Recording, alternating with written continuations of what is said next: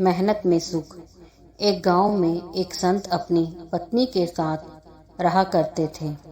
संत के पास हर समस्या का हल जरूर था।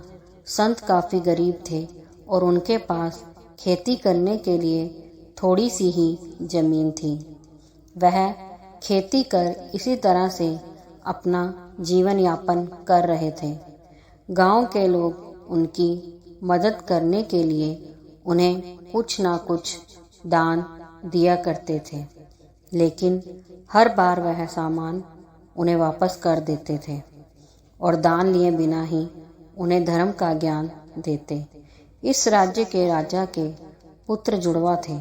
राजा हमेशा ही सोच में रहता था कि वो दोनों में से किस पुत्र को अपना उत्तराधिकारी बनाए। एक दिन राजा को इस दुविधा में देख मंत्री ने कहा, महाराज, राज्य में एक संत रहते हैं और उनके पास हर समस्या का हल है। आप एक बार उनसे जाकर मिल लें। मंत्री की बात मानते हुए राजा संत से मिलने पहुंचे और उन्हें अपनी समस्या बताई।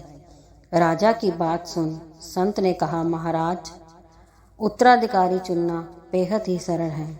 आप अपने उस पुत्र के ऊपर इस राज्य की जिम्मेदारी सौंपे जो मेहनती हो और राज्य की भलाई को सबसे पहले चुने। संत की बात सुन राजा की दुविधा दूर हो गई।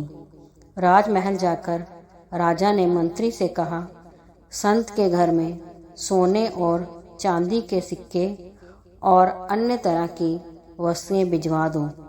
इतना सारा सामान देख संत ने जब मंत्री से पूछा कि यह सब क्या है, तो मंत्री ने बताया कि यह सामान राजा ने भिजवाया है।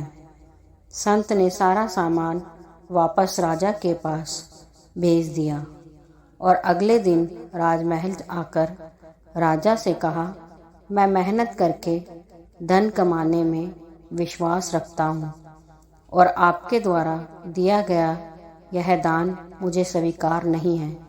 अपनी मेहनत से कमाए गए धन में जो सुख मिलता है वह सुख दान में मिले पैसों से हासिल नहीं किया जा सकता है।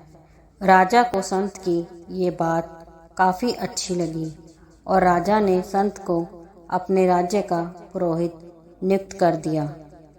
सीख: मेहनत से कमाए गए धन से ही सच्चा आनंद मिलता है, ना कि दान में मिले धन से।